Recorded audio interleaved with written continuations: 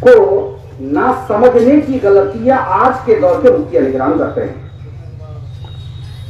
ہمارے مفتی علی کرام ان اصطلاح کو نہ سمجھنے کی وجہ سے اپنے سے دور کرتے چلے جا رہے ہیں. نتیجہ یہ ہے کہ ہم مختلف خیالات میں منتشر ہو کر یہاں تک پیش قدمی کر لیتے ہیں کہ بنا سوچے سمجھے صرف سنی سنائی بات پر دوسرے خانقاہ سے منسلک رکھنے والے پیران نظام کو بھی برا بھلا کہتے ہیں. دوستو، میں آج دوسرے پیروں کی طرح حضور ارشد ملت کو پیر کی حیثیت سے نہیں بتانا چاہتا. بے شک آپ پیر ہیں، فقط پیر ہی نہیں بلکہ قومی ملی یکجہتی کا بنیادی سبب اور اس کے دفاع کے لیے آپ تنہا کھڑے ہو گئے. کہا نہیں کسی نے کہ اکیلے ہی چلے تھے جانب منزل، مگر جو آگے بڑھتے گئے کعبہ بڑھتا گیا. صوفی کانفرنس دہلی کی سرزمین پہ ہندوستان کی تاریخ میں وہ پہلی کانفرنس ہوئی ہے جس کی دھمک صرف ہند میں نہیں بیرونی ممالک تک ہے. اس کے کیا اثرات و مقاصد؟ اتنے سارے خانقاہوں سے سجادگان کو بلانا، بڑے بڑے خطباء کو بلانا. یہ حکومت ہند کو تاثر دینا آپ چاہ رہے تھے کہ ہم شدت پسند نہیں ہیں، آخر ہمیں کیوں ستایا جاتا ہے، آخر ہمارے مظلوم کیوں کی جا رہی ہے، ہماری شناخت کو برباد کرنے کی کیوں ناپاک کوشش کی جا رہی ہے، ہماری یکجہتی کو توڑنے کی کیوں کوشش کی جا رہی ہے. تو یہ صوفی ازم کے ذریعے آپ اس پیغام کو لے کے آگے بڑھے اور یہی درد لے کر آج آپ کے سامنے ہیں. میں بالخصوص علماء سے گزارش کروں گا کہ آپ رسائل و جرائد کا مطالعہ ضرور کرتے ہیں، کتابوں کا مطالعہ کرتے ہیں. ملک ہند کے سنیت کے تحفظ کے لیے مختلف طرح کی تنظیمیں وجود میں آئی اور ایک بڑی بڑی تنظیمیں، بڑی بڑی تحریکیں ہیں، مگر ان تاریخوں میں آپسی خلفشار کی وجہ سے اپنی سرحد اپنے ضلعی سطح پر سے آگے 2 قدم نہ بڑھا سکے اور کچھ دنوں کے بعد مٹ گئی وہ تنظیمیں، مٹ گئی وہ تحریکیں.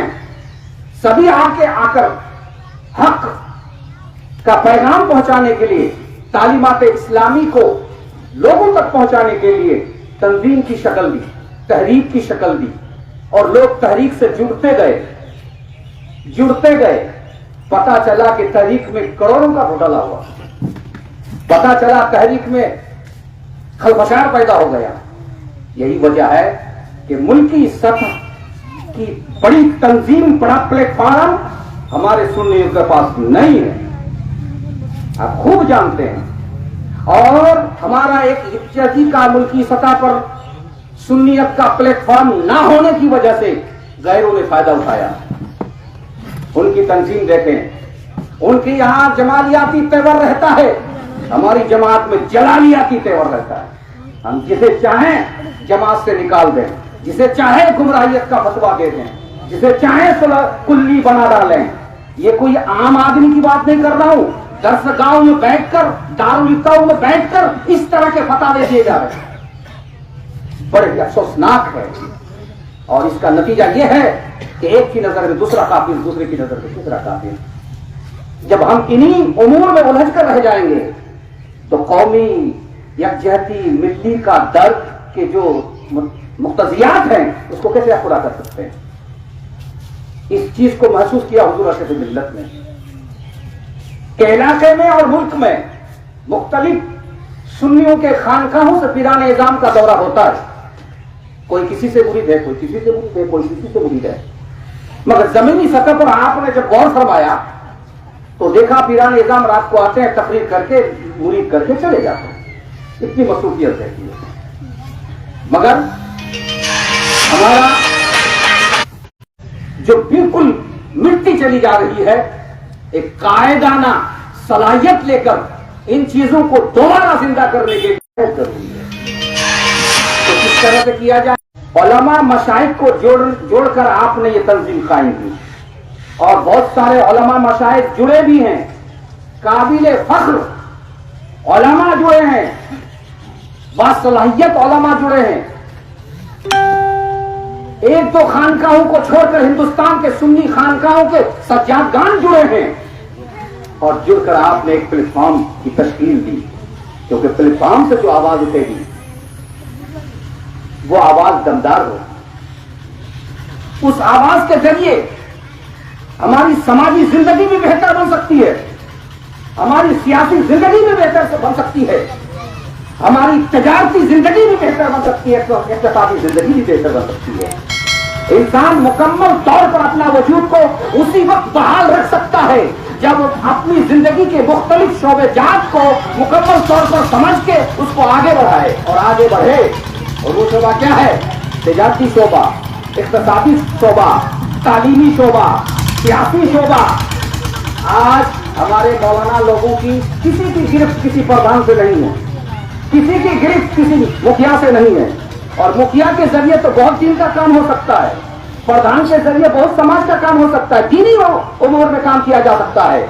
मगर जरूरत है कि हम उनको दूर नफूर न करें, हम उस पर कोई सुलह-कुल्ली का हुक्म न लगा दें, बल्कि उनके करीब जाएं, उनसे ताल्लुक कायम करें और उनसे सियासी फायदा उठाएं जो कौम मुस्लिम के लिए बेहतर है। इन शोबों में हम बहुत ही कमजोर हैं प्यारे। इसी मुनासिबत से मजीद ऑल इंडिया उलमा मशाइख बोर्ड का मुख्तसर और जामे तारुफ कराने के लिए हमारे सीमांचल के एक मोतबर और मुस्तनद आलिम दीन प्रोफेसर डॉक्टर शहबाज आलम चिश्ती मिसबाही से मैं गुजारिश करूंगा कि मुख्तसर आप तारीफ फरमाएं ताकि लोग समझ जाएं और इस मीटिंग का मकसद हो जाए। जलसा नहीं है, मीटिंग है। आपको ऑल इंडिया उलमा मशाइख बोर्ड से जुड़ना है, और जोड़ने वाले उलमा अगर जुड़ गए तो एक आलिम के पीछे 500 आदमी है, 50 आदमी है, कुछ तो है। आलिम अगर एक साफ सुथरी जहनियत के साथ इस बोर्ड में शामिल हो जाएं तो इंशाअल्लाह ताला हजरत को तकलीफ मिलेगी। मुल्क और बैरून मुल्क में हजरत का दौरा रहता है इसी महज के लिए। इसलिए मैं आप तमाम उलमा से गुजारिश करूंगा कि उलमा पहले जुड़ जाएं, हम ख्याल बन जाएं। हम मशरब हो या ना हो, हम मसलक तो हैं। इस चीज का आप क्यों नहीं ख्याल करते हैं? अरे हम मसलक तो हैं, हम मशरब, हम मुख्तलिफ हो सकते हैं, हम किसी और सिलसिला से ताल्लुक रख सकते हैं, मगर एक सिलसिला से ताल्लुक रखकर दूसरे सिलसिला को बुरा करने वाला, कहने वाला वो आलिम नहीं होगा, बहुत बड़ा फिक्र होगा। इसलिए भाइयों, हमें अपने रहबर भी सही से चुनना है, हमें अपना इमाम भी सही से चुनना है। उनका दिल साफ है या नहीं, उनके अंदर आओ आओ वाला हिसाब या नहीं। कुछ दिन पहले, 1 साल 2 साल पहले ठाकुरगंज में हुजूर अशरफ बिल्लत का खिताब हुआ था, खिताब नायाब हुआ था। आपका एक जुमला मुझे याद आ गया। आप फरमाते हैं यहाँ आओ आओ, भगाओ नहीं। और हजरत अबुल हसन खरकानी शाज़ली रज़ियल्लाहु ताला अन्हु फरमाते हैं कि हमारे यहाँ किसी को भी कोई इम्तियाज हासिल नहीं, सब आओ, बिला तफरीक मजहब व मिल्लत को आप अपनी खानकाह में बुलाया करते थे। आज के दौर के मुफ्तियां निजाम होते तो अबुल हसन खरकानी को भी ना बख्शते, उन पर भी फतवा जोड़ देते। गौर कीजिए, ना समझने की वजह से। इसलिए जब आप करीब नहीं आएंगे तो हमें समझेंगे क्या? इसलिए मैं चाहता हूं आप लोग जुड़े बोर्ड से और हजरत को समझने की कोशिश करें। उलमा से कहता हूं हजरत को पढ़ने की कोशिश करें। जब हजरत को पढ़ लेंगे इनके दामन से वाबस्ता हो जाएंगे, और हजरत के फिर क्या इक़दामात है ऑल इंडिया उलमा मशाइख बोर्ड के ताल्लुक से, वो आप बहुत कुछ करके यहां तक पहुंचे, और मजीद आपके और अगाज़ व मकासिद हैं जो इंशाअल्लाह ताला करीब वो भी पूरे होंगे। मैं गुजारिश करूंगा अल्लामा डॉक्टर शहबाज से, वातसिमू बिहब्लिल्लाहि जमीअन वला तफर्रकू, बस एक रस्सी को मजबूती से थामे रहो, तफरकाबाजी ना करो। बहुत तफरका हो गया। अल्लाह तौफीक दे। अस्सलामु अलैकुम।